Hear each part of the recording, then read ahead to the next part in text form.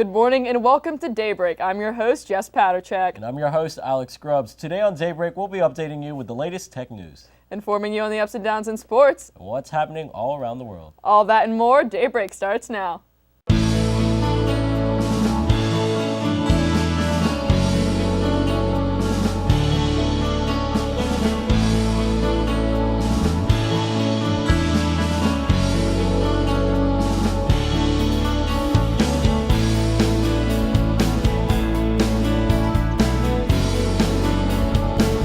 Start your morning with us, only on Daybreak.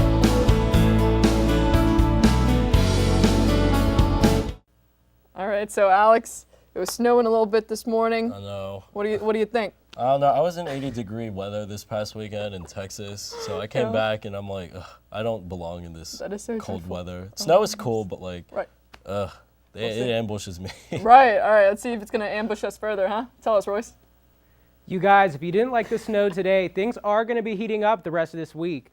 Monday here, we're going to have a high of 61. And same thing with Tuesday. It's going to be in the low 40s and the low to mid 60s.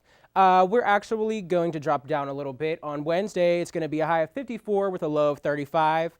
On Thursday, though, I know you said that you weren't feeling the snow, but I have bad news. 48 degrees, a low of 32, and snow for Thursday. Friday and Saturday, it's going to go back up a little bit. It's going to be in the high 50s, well, mid 50s, low 30s.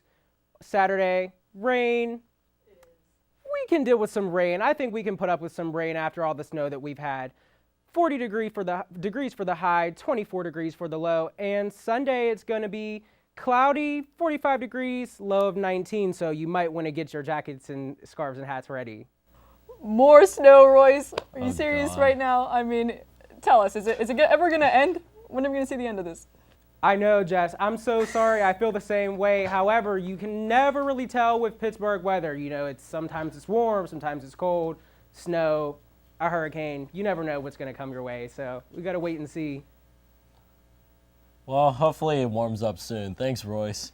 Let's swing on over to Ty Polk with the latest sports updates. Thanks, guys. Happy to be here. I'll start with our Point Park sports. The Pioneer men's basketball team hopes to rebound after a tough 109-104 loss to Villa Maria last week. The team hopes to sweep their back-to-back games this weekend against Rio Grande and West Virginia Tech. They'll likely need victories in both games, along with help from other teams to make the postseason. Their current record is 8-18 with a 5-10 record in conference. The Pioneer women's basketball team are also fighting for a playoff spot. They beat Carlo last week using a suffocating defense, forcing 41 turnovers on the way to a 92-66 victory. The women are currently in third place in the River States Conference and need one victory this weekend to clinch their final spot. Their record is 18-10 with an 8-7 in-conference record. The Point Park men's track team placed first at the Baldwin-Wallace mid-February meet. The men dominate with 114 points in the team standings to take first. The Pioneers won five events with a sweep of three jumping events actually, the 4x200 relay and the 1,000 meters. At the same event, the women's team also placed first, scoring 96 points. Anna Shields, who won the 1,000 meters with a time of 2 minutes, 49.7 seconds, knocking off 8 seconds from her top-ranked time in the NAIA this year. The women also won the individual 400 meters, the 4x200 meter relay, and the 4x400 meter relay. Both teams have one more meet in the regular season, the Kent State Tune-Up on February 18th. It is the last chance to qualify for the NAIA Indoor Track and Field Championship. The Pittsburgh Penguins shut out the Vancouver Canucks 4-0 at PPG Paints Arena on Tuesday. Evgeny Malkin returned from injury to notch a goal and assist, and Matt Murray earned his third shutout of the season. The Pens broke out in the final period with 3 goals from Phil Kessel, Jake Gunsel, and Matt Collin. 7 other Penguins recorded an assist, including Sidney Crosby, who is now 1 point away from 1,000 career points. The Penguins' next game is at home against Winnipeg on Thursday. It's that time of the year again. Pitchers and catchers have reported for spring training. The Pirates reported on Monday with great news like Garrett Cole announcing he's healthy and ready to go. But some like Jung Ho Gung are not. He is awaiting trial for a December DUI charge. It is unknown how long the trial will last or when punishment will be handed down. So Sid, is he going to get his 1,000 points soon? What do you think? I'll give you something more. He's getting 3 goals. It's a hat trick. He's feeling tricky. All right. Thanks, Ty. Strong Women, Strong Girls, which is dedicated to mentoring women, held Galentine's Day in the Lawrence Hall Ballroom on Monday as part of Valentine's Day festivities on campus. Attracting over 60 students, it featured free pancakes and waffles, including a chocolate fondue fountain, drinks, and a special movie screening. SWSG event coordinator Shanice Lawrence said because of the holiday, this event was for people who were single and needed someone to hang out with. In addition to the various breakfast foods, prize raffles were given out to students at this event. The event coordinator hopes to hold more SWSG events for students on campus in the future.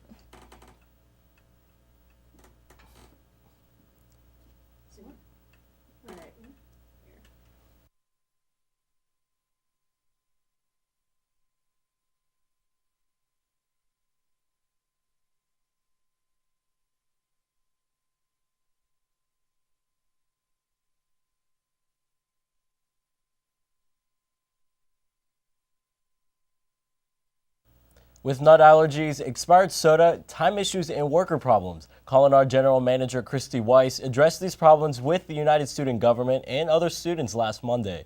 As Culinard's second semester since becoming Point Park's food service, problems have been arising, but Weiss guarantees that the company will work out its kinks during this transitional period. She wants students to know that they can reach her with any problems that arise with the dining services on campus by visiting her office on the 2nd floor of Lawrence Hall near the Point Cafe. Point Park's Confluence Psychology Alliance celebrated its 10th year of collecting items for homeless people in Pittsburgh. The Alliance held its blanket and coat drives weeks in late January where they gathered blankets, coats, hygiene products, and other items to give to the homeless. Pittsburgh's Mercy's Operation Safety Net, a nonprofit that provides homeless people in Pittsburgh resources for healthcare and food, is one of the recipients in this project. Donation boxes in Academic Hall, Lawrence Hall, West Penn Hall, and the Student Center will be set up for donations until the end of the winter. And Confluence was not the only one to hit a 10-year milestone. Point Park's International Media class is celebrating its 10 years of traveling to Europe. The class is a hybrid class offered every year for students. During the month of May after the semester ends, students travel out of the country to countries around Europe, which have included the United Kingdom, Spain, and Portugal in the past. The students write blogs about their experiences while they're there. Students learn about their prospective destinations during the semester. The John Fallon Travel Scholarship Fund, established in memory of school communication professor Helen Fallon's husband, gives assistance to various students to go on this trip. This year, the class will travel to Ireland and Iceland. That's it for campus news. Coming up after the break, we have news around the town and around the world. That and more here on Daybreak. We are a social people. We share our inspiration, wisdom, creations, and memories. We share what makes us laugh and what angers us. Built on the notion of a free flow of ideas, our country thrives on the freedom of speech. Without it, who would watch over our governing powers? And how would we share our history to make a difference for the future? It's this freedom to share that gives us a reason to listen. All right, guys, any questions on the script? We good to go? Yeah, right. Should be good. All right, great. Cool. All right, yeah, camera 3 set up right there. Camera 2, use the ball when you're moving this around, but set up for the 2 shots just right there.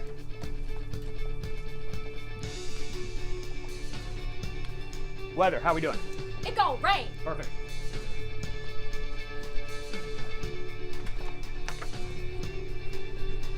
Welcome back to Daybreak. I'm Sarah Mackin with you. The real host, Adrian Billon, was seen snuggled up against.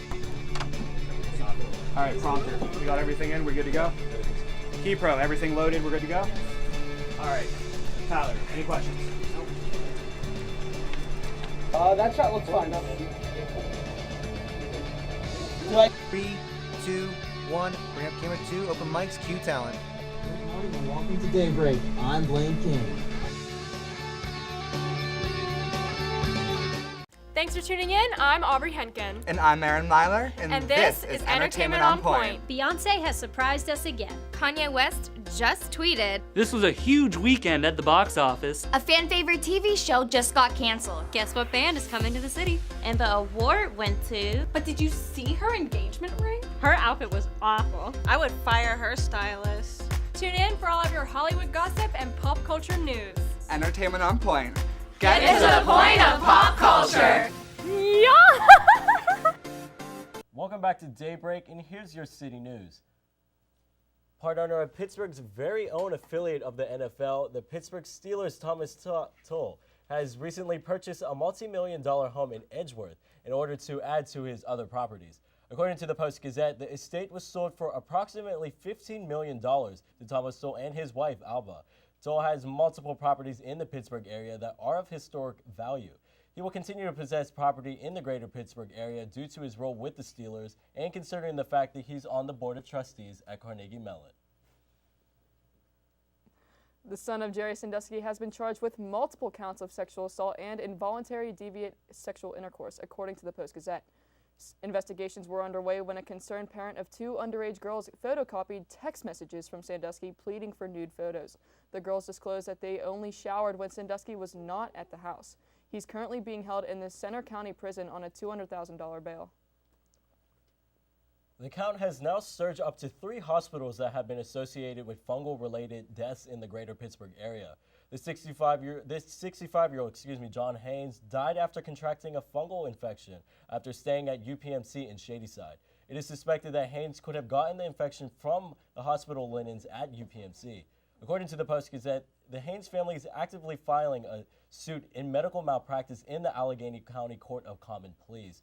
Haynes family attorney Brendan Lupitin said, quote, "This is a very rare type of fungal infection. Let's get the CDC back and review the deaths of other patients," end quote. The investigation is ongoing. And last episode, Alex touched on this missing persons case right here in Pittsburgh. An update, upperclassman student at Duquesne, Dakota James, has been missing for approximately 3 weeks now without a trace. But no thanks to awareness spread through social media and KDKA TV News, a national nonprofit called Bring Our Missing Home is now assisting the James family in finding their loved one. This organization is collaborating with the Pittsburgh police as the search continues. According to KDKA, James was last seen on January 25th walking through Katz Plaza downtown. And we have Josh Krupp over at the Daybreak News Desk with everything happening across the country and the world. Josh? Thanks, Jess. First, the Defense Department might propose that the United States send conventional ground combat forces into northern Syria for the first time to speed up the fight against ISIS. But the official emphasized that any decision is ultimately up to President Donald Trump, who has ordered his defense secretary to come up with a proposal to combat ISIS before the end of the month. The move would significantly alter U.S. military operations in Syria if approved and could put troops on the ground within weeks. Trump may be asked to do away with all the limits so complete units can be sent and temporary deployments will also be counted. Commanders say this will give them more flexibility in operations, but it will also increase the number of troops there, something the Iraqi government would have to agree to. As followers of Luis Manuel Medina's Facebook Live video watched another of his radio monologues on Tuesday, 2 loud bangs rang out. Viewers heard a woman yell. They then watched Medina look up from his microphone, his eyes tracking something off camera. The video abruptly ends. Medina, along with his radio co-worker, Leonidas Martinez, were shot and killed Tuesday while hosting their radio program in San Pedro de Macorís in the Dominican Republic. Medina and Martinez had been hosting the show Milenio Caliente, which transmits at the station FM 103, according to the Attorney General's office. A website for the radio station lists Martinez as the presenter and producer of the morning talk show. Finally, the Dow, S&P 500, and NASDAQ soared to record highs on Wednesday, the 5th straight day of the all-time highs. It's the first time all 3 major market averages have achieved this feat since January 1992. The Dow has skyrocketed an incredible 2,279 points since the presidential election. Wall Street has celebrated President Trump's stimulus plan as well as strengthened the American economy. But the latest gains have come in the face of drama in the White House that threatens to derail, or at least delay, Trump's promise for huge tax cuts and deregulation. For now, investors don't seem bothered by Trump's less business-friendly campaign ideas. That includes a tough stance on trade that could spark a trade war, promises to break up the banks, and threats to the independence of the Federal Reserve. Josh, since 2009, stocks have been coming back after the Great Recession. Should we start worrying with these highs coming out of the stocks?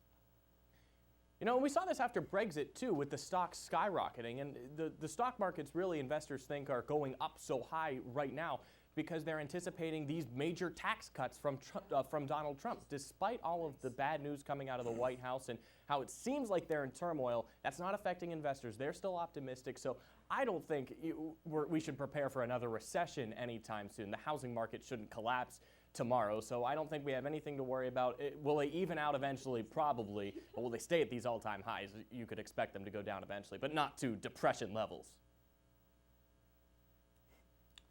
Okay, thanks, Josh. After the break, Josh will rejoin Jess and I for a quick jog on Conversation Boulevard. That's right, Alex. Stay tuned to see what our topic is this week, only here on Daybreak.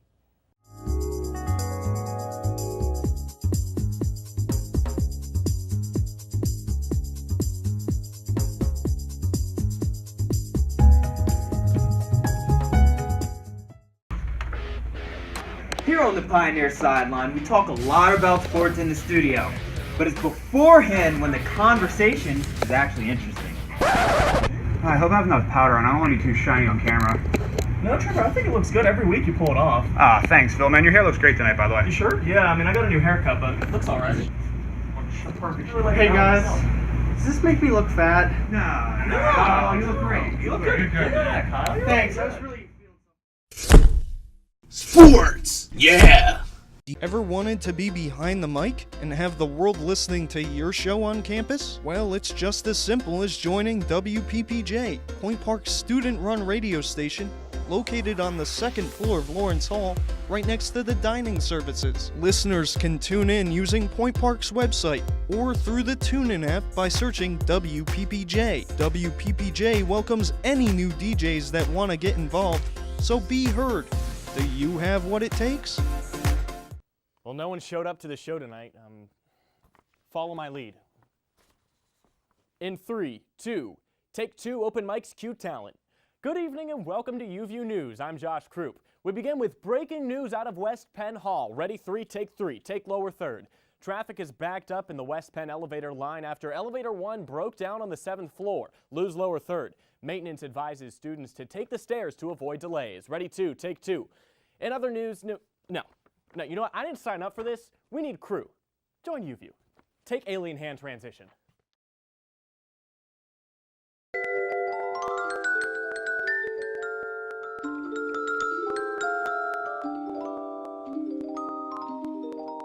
Welcome back to Daybreak. It's time to check our mirrors and make a smooth left into Conversation Boulevard.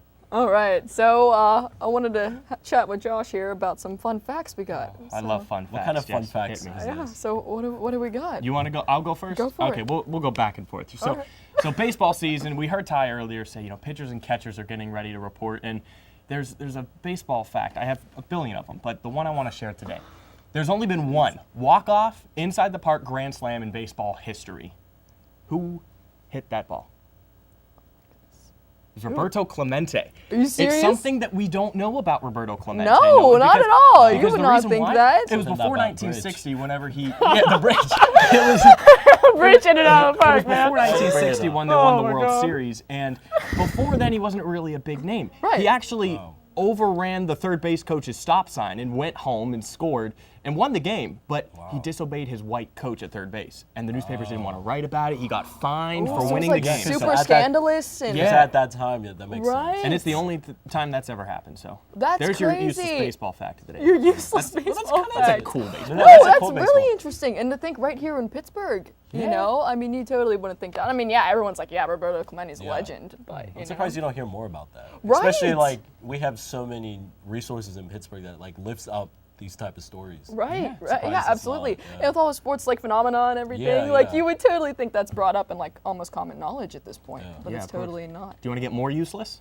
Yeah. All right. All right. Hit me, Jess. Hit me. Oh my goodness. Well, I don't even know. What else do you got? So you want me to hit? Oh my goodness. Okay, What so else? so I love state borders. I think state borders are really interesting, and They have me shook. there are a lot of interesting Oh my state God. borders. We'll throw out. They got me shook up. And the U.S.-Canada border too is fascinating. Yeah. Mexico-U.S. border, you know, Like that one part in Minnesota. It's like it's not connected to the U.S. It's connected to Canada, but we own it. And there are three places like that in the United States. So three places you can only access by land through Canada. Alaska, the obvious one. Place in Minnesota, which is the Northwestern Angle State Forest in Minnesota. Forest. He knew that. Check that out. He knew that. In I Minnesota. didn't. Where's the other one? Where's the other one? I don't know. It's Point Roberts, Washington. It's the little Washington tip in State. Washington. Oh, Now, there are the kids that tiniest live point. there that have to go to school at like the other end of Washington that either have to take a ferry or like go through customs 4 times a day. So Oh my three places in the God. country. That sounds like such a nightmare. Going through customs all the time like that. And talking That's about not weird cool. borders, if you look at Kentucky, go to the very bottom left corner of Kentucky, and there's a section it's called the Kentucky Bend, and it's surrounded by Missouri, Tennessee, but it's not actually touching Kentucky. It's just a little chunk of Kentucky that's just So out it's there. a part of Kentucky that's not even like actually part of Exactly. Kentucky. What? Exactly. It's like there's a couple of states I think are Oh my shaped goodness. weird. I think Maine's weird. I think Maryland is really weird.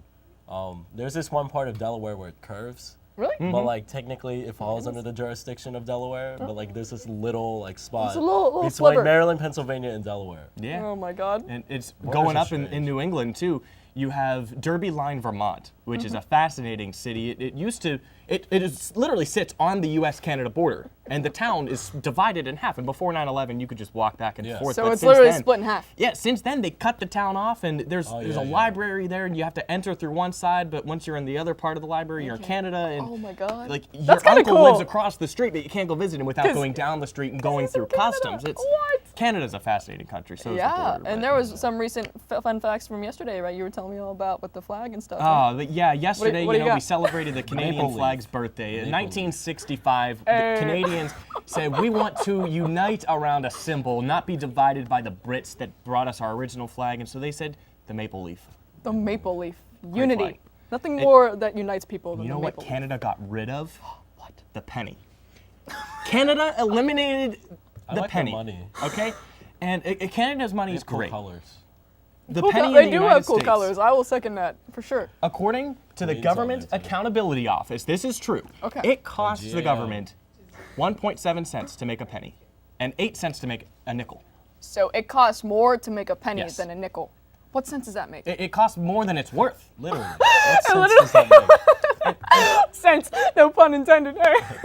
That's fully intended. And the GAO says that we could save almost $40 million a year if we change the way we made them. Really? Like we waste so much money using Oh the my penny. We God. shouldn't use the penny. What are I we know we doing? should go to quarters. Well, that's interesting. That is really cool. Well, Josh, thank you for coming thanks on for coming and on, sharing Josh. all these fun facts. Daybreak is going to a quick break, after which we have the latest news in entertainment. And there is a new corporate giant fighting for the first driverless car. You can find out here only on Daybreak.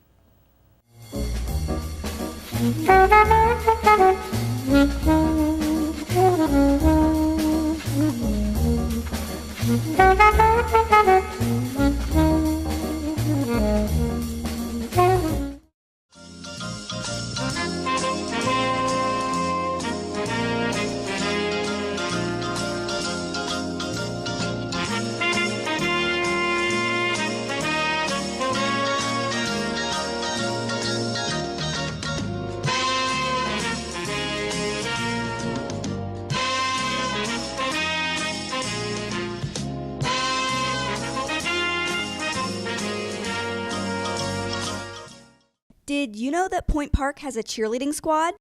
Don't get it confused. Not only do our cheerleaders represent Point Park at regional and national competitions, but they also promote spirit and awareness of every sports team on campus. Come to any men's or women's varsity basketball game at home to watch the cheerleaders perform at halftime and cheer from the sidelines from the first jump ball to the final buzzer. Sports not your thing? You can catch the cheer team lead the crowd at the fall and spring pep rallies as well, or at several competitions around Pittsburgh each year. So what are you waiting for? Show the Point Park cheerleaders the support they show you. Every human being has a purpose, has a dream to have their voices heard, no matter where they come from, no matter where they go. As an American, It is their right to have freedom of speech. I have a dream that one day this message will speak louder than words, that even the quietest voice will not go unnoticed. That is my dream. What is yours? For more information, visit www.freedomofspeechpsa.org.